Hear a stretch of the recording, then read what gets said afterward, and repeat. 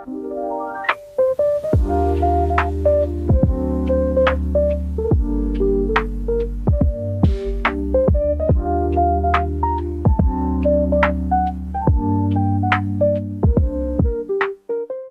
everyone, I'm Ellie from Ellie's Exotics, and today we are going to be doing a reptile room tour. This is definitely a highly anticipated video. People over on TikTok have been asking for the last year to do a reptile room tour, so I am very excited to do that for you all today. Now, this is definitely the best that the reptile room has looked, but it's definitely not like my, I've reached the end of my goal, like this is how I want it to look. Definitely not. I'm still living at home, and this is what I can do with the reptiles and the animals that I have at the moment and the space that I have. So probably sometime next year I'll be making another reptile room tour, and that reptile room will be completely different because I will be in my own house. I'm also hoping that when I go to that new house, I'll be able to take in a lot more rescues and rehabilitate, which is what I'm passionate about. I want to be able to rescue animals and find them good, loving homes. But right now, I just don't have that space. Unless I didn't want a bed and I just wanted to sleep on the floor. So I'm just going to be showing you my current pets, their enclosures, and everything in this room really, which is, to be honest, not very much.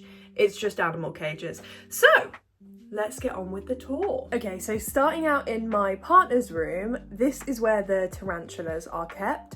And that's because this is mounted to the wall currently, you can see at the top, and I need to take it all apart and put it in the reptile room. So that's going to be coming soon, but the tarantulas are fine here. For now, I always have the fan on so that it stays nice and warm for them, because my reptile room is the warmest room in the house. So that will be a lot better for them in the future, but for now it's fine. So let me show you each of the tarantulas. So up the top here is my Grammostola pulchripes. Here they are. They have just freshly molted. I don't know if you watched my feeding all my invertebrates video, but they were about to molt and they didn't eat, and they literally molted a few days later. That is them now. They are a lot bigger, and they're also a confirmed male now, unfortunately, but I'm still gonna have another 5 or 6 years with them, they're only tiny. Next down here, sorry, the reflection is so bad, is my Carabiner versicolor. She's gonna run back into her web. She is just in there. If you'd like to see a little bit more of her, go to my feeding my inverts video. You can see her eat a little Morio worm, but there she is. This is Goody. And then next is Morticia. There she is. She is my Brachypalma Smithy, and she is such a lovely girl. She's definitely my favorite, but don't tell the others. And then that is my Brachypalma Hamori. Her name is Ophelia, and she is very pretty too. So those are all of my tarantulas. As I said in my feeding my inverts video, I want to get all of them into glass enclosures eventually, but right now, since I'm going to be moving soon, I just don't want to risk them smashing in transit. So they're going to stay in these for now because they're easily transportable, and every now and then I do educational shows, and these sorts of vivariums are great for taking them to shows so I can teach people about them, because again, they won't smash. But now let's head down here and go into the reptile room. So as you come in, you have the snail enclosure here, which is absolutely filthy. They literally drag all of the dirt up the sides, but they are in there. I won't show too much. It's basically just a box of dirt and some snails. Again, I use these guys for my educational shows, and they are definitely a fan favorite. We also have Pom Pompur in here. Then the rest of my room is just my bedroom, so I'm not gonna show much of that, but this here is the entrance to the reptile room. So the first thing that you see is like my feeding, cleaning, everything station. So I've got all of my bugs here, my gecko diet, Big Mac, but we'll get to him in a second. I've also got all my like feeding utensils. So I've got my tongs, I've got chopstick, spoon, cute stuff like that. And then over here, I've just got my calcium, I've got my shed support. I also have a glass jar that I use for dusting. And I've got my F10 disinfectant here as well. Solar meter, which is not actually mine, I am borrowing from someone. And I also have my heat gun. So that's this little station. Let's move into the reptile room. So the first enclosure is Big Mac's enclosure. There he is. You can see he is as yellow as ever. He is getting so big. His size doesn't even like show on camera, but he is literally grown from like 2 inches to like 5 inches in the last 2 months. He's gotten so big, but let's give him a couple of bugs. This is his current enclosure. I am going to be setting up a bioactive enclosure for him soon, so stay tuned for that video. But now let me just give him a bug. He is so cool. He's definitely always an entertaining one for the camera. So he also has his sign here, which is from Coco's Reptiles. She makes these signs for a few pounds and they are great. I love them. On the top, he's just got his Jungle Dawn ready to go for when I set up his bioactive cage. He has his 2.3% Arcadia UVB unit, and then he has a 35-watt heat bulb on the top. And moving over, we have Marmite's enclosure. He is my Kenyan sand boa, as you can see from the sign there. I have had Marmite for over a year now, and he's doing really well. He is eating really good now, finally. And I have actually prepared some food for him today. So I am gonna put the pinky in and then we'll just have to see if he eats it or not, because sometimes he can be shy for the camera. But if you want to see him eat, then head over to my Feeding All My Reptiles video. He does actually eat in that one. I was very proud of him. But this is his enclosure. He's got lots of clutter, lots of climbing opportunities. He also has like underground hides so he can feel different textures when he's burrowing. I really like Marmite's enclosure. I would like to do bioactive, but I just don't think it's possible for him, unfortunately. I have to dig him up every now and then for health checks. He doesn't come above the surface very much.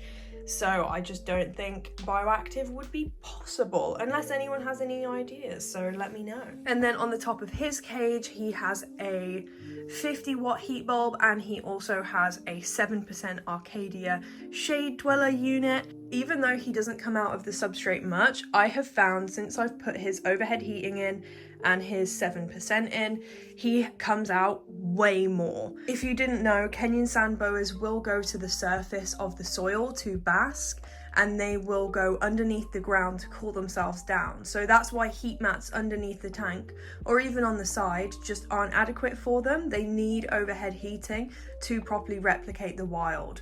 So yeah, highly recommend those.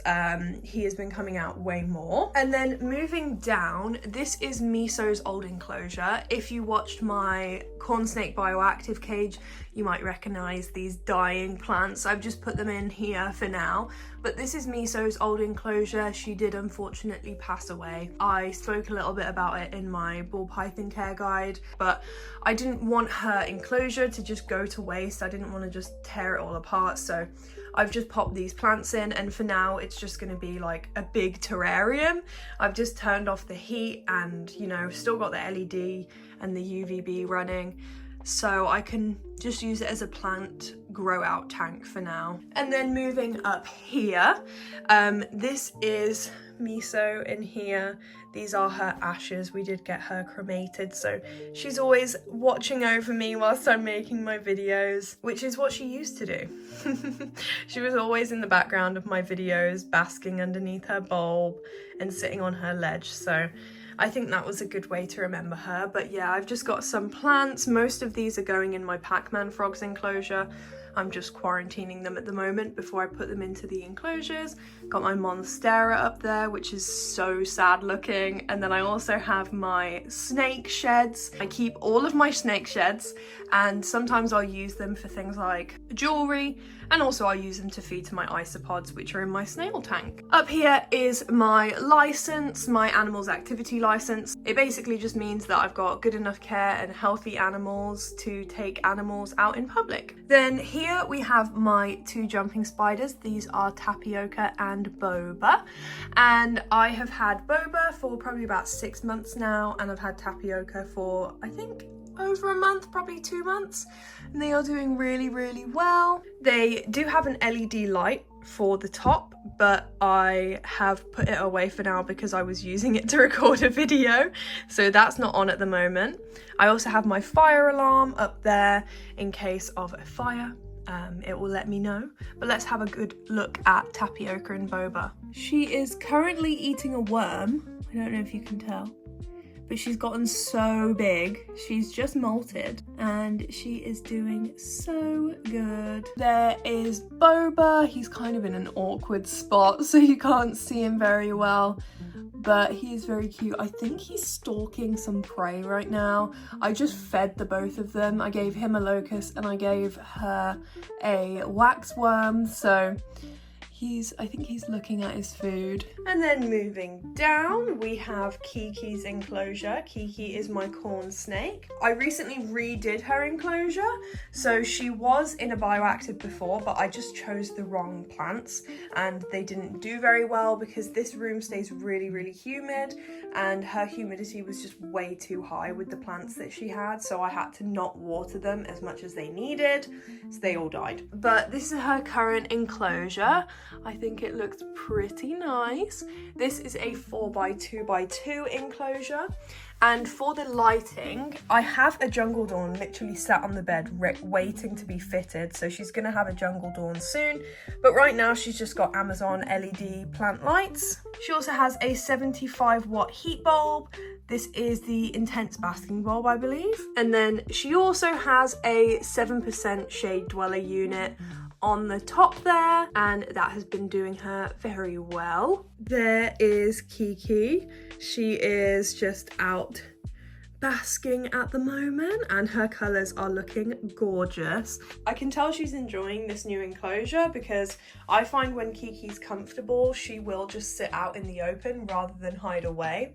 And I've been seeing her so much more since I redid this. So I'm very happy about that. It's always nice to see Miss Kiki. And then below Kiki, we have Bicky's enclosure. Bicky is my Woma python.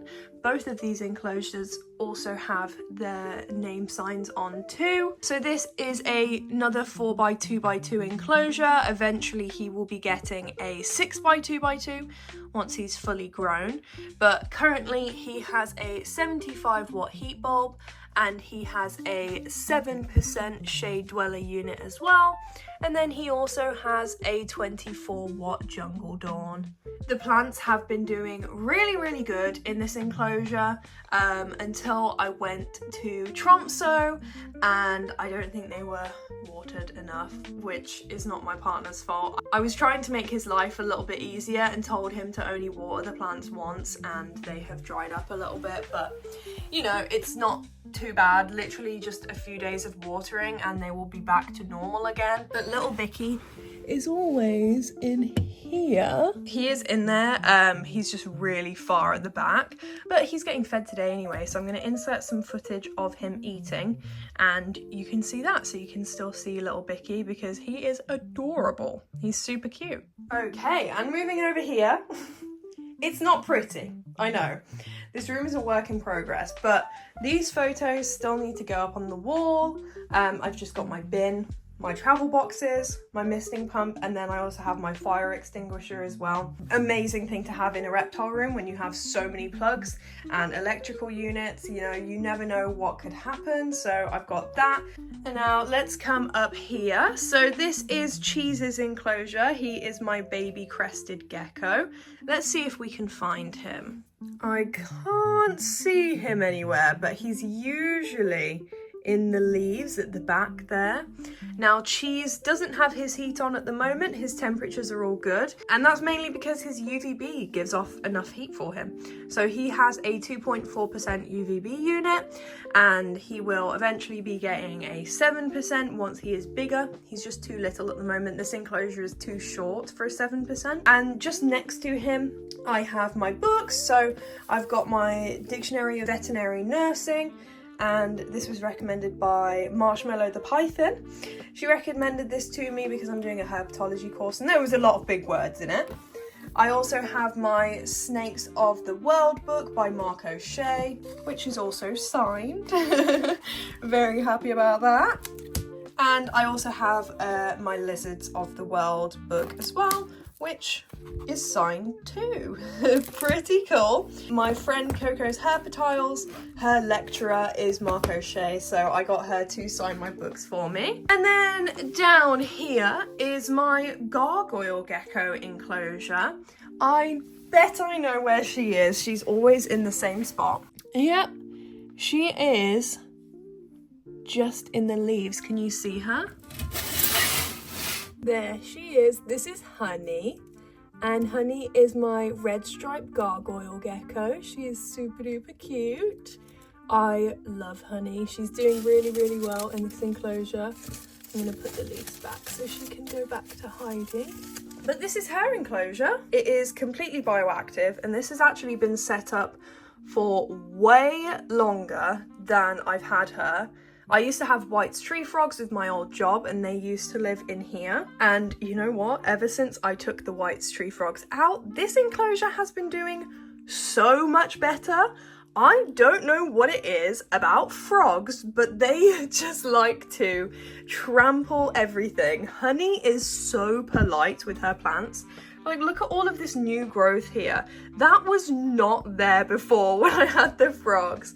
So yeah, this enclosure is doing amazing. And these monsteras are going to be growing right up the top, which is great. I think the reason why New Caledonian enclosures do so well is because they don't need high temperatures. So the leaves of the plants don't tend to burn, which is what happened in Miso's enclosure because they don't grow towards the heat. She's got her food and her water dish there. And she also has her name sign down there. I mean, I do like this enclosure, but this is not a forever enclosure. Definitely not. I hate the wood.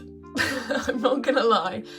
I wanted something cheap when I was giving my frogs an upgrade because they weren't my frogs. So I wanted to go for a cheap enclosure, and I think I went wrong there. I'm gonna go for the Pro Rep terrariums next. They have 45 by 45 by 90 enclosures. They will work out a lot better, just the ventilation on them, the blacked out sides. Like, I just like the look of them a lot more, but I'm not going to upgrade until I'm in my new house. I don't think there's no point. Then we just come up here, and this is the windowsill. I've got my LED light that I was talking about that I was just using.